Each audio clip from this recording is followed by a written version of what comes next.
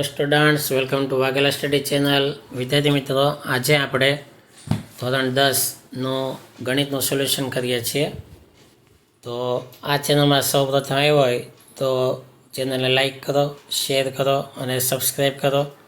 આજે આપણે ગણિતની અંદર અસાઇનમેન્ટના સોલ્યુશનમાં પ્રકરણ 2નું સોલ્યુશન લેવાનું છે. પહેલાં ચેપ્ટરનું સોલ્યુશન તમને આપી દીધું હતું. આજે આ બીજાનું. તેની અંદર આટલા દાખલા છે. પ્રશ્ન પહેલામાં 3 દાખલા છે. તેમાં શૂન્યના સરવાળા અને ગુણાકાર આપેલા છે. તે પરથી દ્વિઘાત બહુપદી શોધવાની છે. પછી નીચે દર્શાવેલ દ્વિઘાત બહુપદીઓના શૂન્ય શોધવાના છે. આમાં ખાલી શૂન્ય શોધવાના છે. ત્યારબાદ આ થોડાક વિશિષ્ટ દાખલા છે. ત્રીજો, ચોથો, પાંચમો, છઠ્ઠો, આ બધાના જવાબ ખૂબ જ સરસ તમને સમજાય એ રીતે આપેલા છે. તો હવે શરૂ કરીએ સોલ્યુશન. તો ચેનલને સબસ્ક્રાઈબ કરવાનું ભૂલતા નહીં ખાસ. જો વિભાગ બી પ્રકરણ 2, દરેકની રકમ ફરીથી લખેલી છે કે શૂન્યનો સરવાળો -3 છે અને શૂન્યનો ગુણાકાર સરવાળો એટલે કે આલ્ફા પ્લસ બીટા. શૂન્યને આલ્ફા અને બીટા કહેવાય. તો શૂન્યનો સરવાળો એટલે કે આલ્ફા પ્લસ બીટા અને શૂન્યનો ગુણાકાર એટલે આલ્ફા ઇન્ટુ બીટા. સરવાળા માટે -3, ગુણાકાર માટે 2 રકમમાં આપેલું છે. હવે તેના આધારે દ્વિઘાત બહુપદીનું સૂત્ર આ રીતે છે: x² બ્રેકેટમાં alpha plus beta x plus alpha into beta.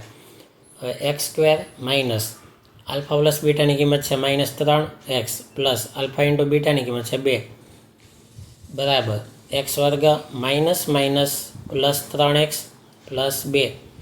હવે આ પણ જવાબ છે અને આગળ કે અચળ પદ લગાડીએ તો કે કાઉન્સમાં x² પ્લસ 3x પ્લસ 2, જ્યાં કે ઇઝ નોટ ઇક્વલ ટુ 0. આ પણ એનો જવાબ થાય. બંને સેમ જ છે. હવે પહેલું છે -1/4 એ શૂન્યનો સરવાળો છે આલ્ફા પ્લસ બીટા. 1/4 છે બીજું એ શૂન્યનો ગુણાકાર છે આલ્ફા ઇન્ટુ બીટા બરાબર પ્લસ 1/4. હવે દ્વિઘાત બહુપદી x² minus alpha plus beta x plus alpha into beta. x² minus alpha plus બીટાની કિંમત થાય -1/4 એક્સ પ્લસ 1/4 બરાબર x² minus plus 1/4x plus 1/4. હવે દરેક પદને 4 વડે ગુણીએ તો પહેલા પદમાં 4 લાગી જશે, 4x² પ્લસ બીજા પદમાંથી 4 વડે ગુણીએ તો 4 ઉડી જશે તો ખાલી x વધે. અને ત્રીજા પદમાં 4 વડે ગુણો તો 4 ઉડે તો 1 વધશે. તો અને આ 1/4 છે એ સામાન્ય આવશે 12.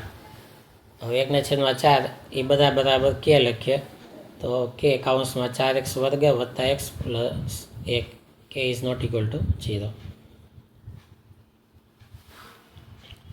હવે ત્રીજી રકમ √2 અને બીજી 1/3. શૂન્યનો સરવાળો આલ્ફા પ્લસ બીટા બરાબર √2. શૂન્યનો ગુણાકાર આલ્ફા ઇન્ટુ બીટા બરાબર 1/3. હવે દ્વિઘાત બહુપદી બરાબર x² minus alpha into beta alpha plus beta x plus alpha into beta બરાબર x² માઇનસ હવે આલ્ફા પ્લસ બીટાની કિંમત વર્ગમૂળમાં 2x પ્લસ 1/3 ગુણાકાર લે. હવે દરેક પદને 3 વડે ગુણવાનું. શું કામ કે છેદમાંથી 3 કાઢવા માટે. તો જેના છેદમાં 3 નથી ને તેની ઉપર 3 ગુણાઈ જશે અને 1/3 બહાર વહી આવશે. તો 3 વડે ગુણીએ પહેલાંને તો 3x² થાય -3 લાગી જાય, 3 વર્ગમાં 2x વત્તા 3 ઉડી જાય તો 1 વધશે અને 1/3 એ કે બને, કે ઇઝ નોટ ઇક્વલ ટુ 0. હવે નીચે દર્શાવેલ દ્વિઘાત બહુપદીઓના શૂન્ય શોધો. પ્રશ્ન 2, પહેલી રકમ x² -81. હવે સૌથી પહેલાં x² -81 બરાબર 0 લખીએ. બંનેનો વર્ગમૂળ કાઢીએ. x² નો વર્ગમૂળ x, 81 નો વર્ગમૂળ 9. હવે એક વખત પ્લસ થશે ને એક વખત માઇનસ. x વત્તા 9 x ઓછા 9 બરાબર 0. હવે એક્સ વત્તા 9 બરાબર 0. હવે બંને અવયવને છૂટા પાડી દઈએ અને એક્સ માઇનસ 9 બરાબર 0. +9 સામે ફરે એટલે -9, -9 સામે જાય તો +9. તેથી બહુપદીના શૂન્ય -9 અને +9. બીજું 3x વર્ગ -x -4. હવે 3 ચોક 12. 12ના ભાગ પાડીએ તો 4 તેરી 12. 4માંથી 3 જાય તો -1. મધ્યમપદની નિશાની મોટા લાગે તો -4 અને વિરુદ્ધ નિશાની નાના લાગે તો +3. હવે વચલા પદને દૂર કરીને બંને ભાગ લખવાના. તો 3x વર્ગ -4x + 3x -4 બરાબર 0. પહેલાં બે પદમાંથી સામાન્ય x કાઢીએ તો 3x -4 વધે. બાકીના બે પદમાંથી +1 સામાન્ય કાઢીએ, કાંઈ સામાન્ય નથી એટલે તો સેમ કાઉન્સ આવશે. 3x - 1 બરાબર 0. તો તેથી 3x - 4 અને જે સામાન્ય કાઢ્યું તેનો નવો કાઉન્સ બનાવવાનો, x + 1 બરાબર 0.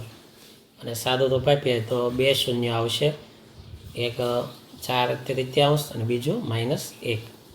ત્રીજી રકમ 6x વર્ગ -3 7x. હવે રકમને સીધા ક્રમમાં ગોઠવવી પડે, દ્વિઘાત બહુપદીના ક્રમમાં. તો પહેલું વર્ગનું પદ હોય, બીજું એક્સનું પદ હોય, ત્રીજા નંબરે અચલ પદ હોય, બરાબર 0. હવે 6 તેરી 18. 18ના ભાગ પાડીએ તો 9 દુ 18. 9માંથી 2 જાય તો 7. અને બંનેને મોટાને માઇનસ લગાડીએ 9ને અને વિરુદ્ધ નિશાની પ્લસ. 6x વર્ગ -9x + 2x - 3 બરાબર 0.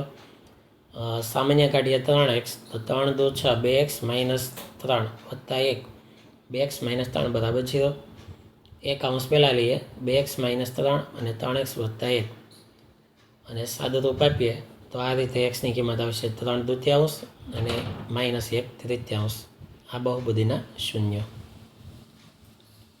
પ્રશ્ન 3.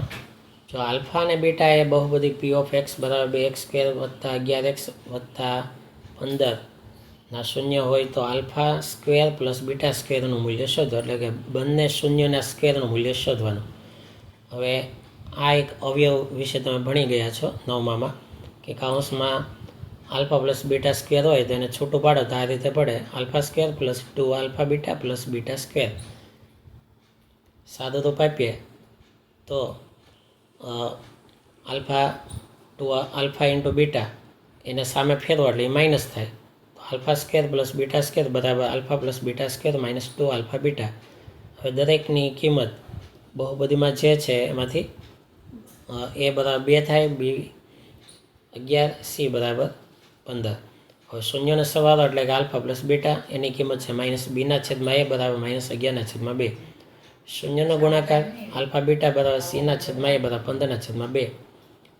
આ કિંમત દરેક કિંમત પહેલાં પરિણામમાં મૂકી દઈએ, જે આપણે અહીંયા ગોત્યું તે. જો આ પરિણામ જે આવ્યું ને 1 નંબર, એમાં આલ્ફા પ્લસ બીટાની કિંમત અને આલ્ફા ઇન્ટુ બીટાની કિંમત મૂકીએ તો તેની કિંમત મૂકવાથી 11/2 સ્ક્વેર આવશે અને 15/2 બે ઉડી જાય. 11 સ્ક્વેર 121, 2 વર્ગ 4 -15. ક્રોસ ગુણાકાર કરીએ તો 15 ચોખ્ખું 60, 121 - 60 એટલે કે 61/4. ચોથો, જો આલ્ફા અને બીટા એ બહુપદી p of x શૂન્ય હોય તો 1/α + 1/βનું મૂલ્ય શોધો. હવે 1/α + 1/β ક્રોસ ગુણાકાર કરીએ તો આ રીતે બનશે.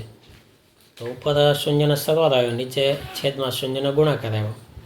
હવે a બરાબર 6, b માં -17, c માં 12. હવે ઉપલા દાખલાની જેમ જ આપણે શોધીએ અને કિંમત મૂકીએ તો 17/12 આવી જશે. આ જે રકમ બની હતી એમાં આપણે કિંમત મૂકી દેવાની. ત્યારબાદ પ્રશ્ન 5, કે એવી દ્વિઘાત બહુપદી મેળવો કે જેનો x 0, 5 હોય અને શૂન્યનો ગુણાકાર 15 હોય. તો બહુપદીના શૂન્ય છે આલ્ફા બીટા, x 0, 5 છે એટલે x 0 આલ્ફા કયો, આલ્ફા બરાબર 5, શૂન્યનો ગુણાકાર આલ્ફા ઇન્ટુ બીટા બરાબર 15. આલ્ફાની જગ્યાએ 5 મૂકો, 5 છેદમાં જાય, 5 તેરી 15, બીટા બરાબર 3.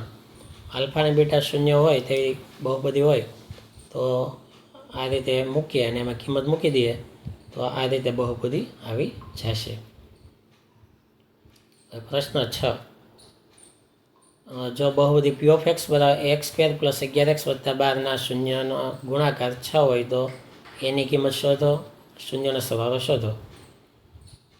તો એ, બી અને સી. હવે શૂન્યનો ગુણાકાર 6 આપેલો છે એટલે કે આલ્ફા ઇન્ટુ બીટા બરાબર 6.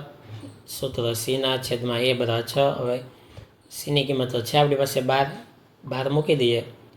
6 છેદમાં જાય, 6 દુ 12, એની કિંમત 2 આવશે. શૂન્યનો સરવાળો આલ્ફા પ્લસ બીટા બરાબર માઇનસ બીના છેદમાં એ. તો આ રીતે માઇનસ 11ના છેદમાં 2 આવશે એ અને બીની કિંમતો મૂકતા. તો અહીંયા આ ચેપ્ટર પૂરું થાય. Thank you very much.